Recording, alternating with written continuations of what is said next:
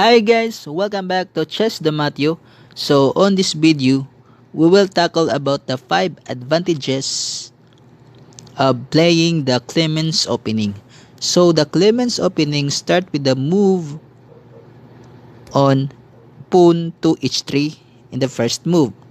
So the first advantages after playing the move h3 is the h3 pawn protects the g4 square.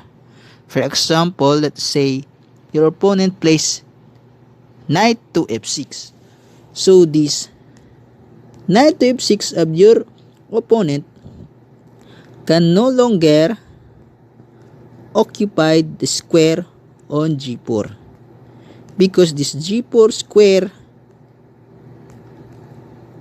was protected by our h3 pawn. So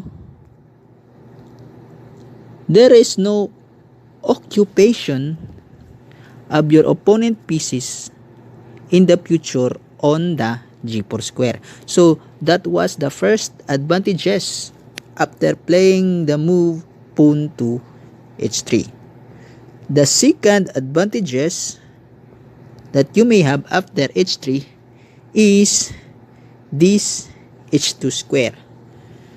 This h2 square is not occupied by our pawn and it serves as the escaping square or the retreating square in the future. For example, if our king castled on the king side, and you may have in the future the escaping square on h2. And another, for example, let's say after d5, let's say d4, just for the record, let's say knight f6, bishop f4. So another is the retreating square on the h2 because it is not occupied by our pawn. For example, after our bishop on f4 has been attacked by the knight, then you can still retreat your bishop to h2 and still controlling the diagonal from h2 to b8. So that was the second advantages after playing the move h3. The h2 square serves as our escaping square or the retreating square. So another advantage after playing h3 is the psychological effect.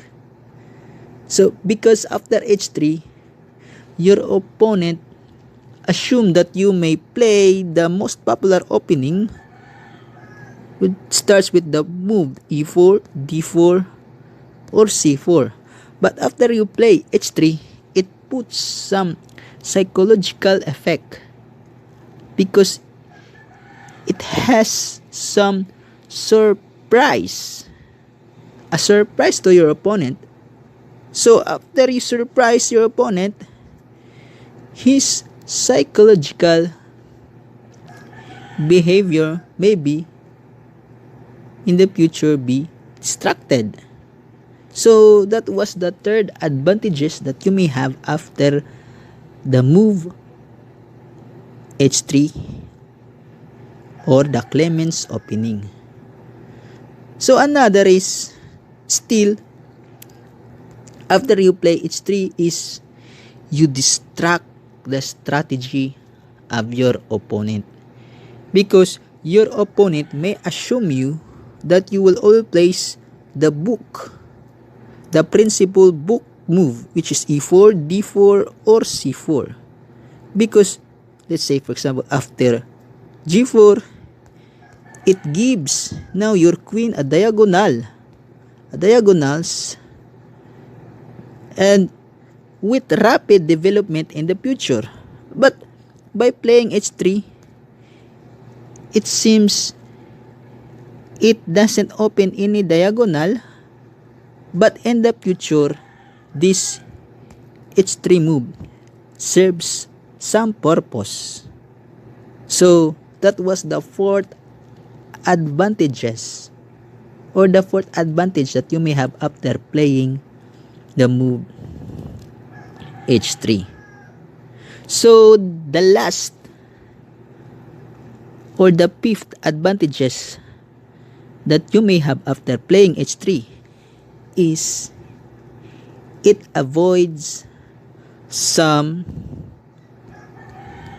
h-file mate, because after h3 it prevents that h-file mate idea, because there will be no longer, for example, after the move, random move e4, let's say go back, let's say e4, e5, let's say this opening, say for example after this move, castle, attack, here sample this idea, for example here, the h-file mate idea is now on the process. After this position, white is lost, even though he moves, or white moves his pawn to g3 to have some loop square on the f2, but after g3 it covers all squares, all escaping squares of the king. So let's say we'll play a random move after knight c3, then here comes now the h-file mate. You see? So how to prevent that h-file mate in the future? That was the fifth advantage of playing h3. It avoids the h-file mate in the future, because let's say for example we will just erase. So for example after here e5, e4, let's say for example after this capture, this g4 square are now protected with our h3. So there will be no longer bishop to g4 with h5 sacrifice, because for example after let's say the move pawn to bishop to g4, let's say a random move bishop to g4, we can just capture that g4 bishop. So that was the 5 advantages of playing the Clemenz Opening. I hope you learned something and you enjoy this chess video. So thank you.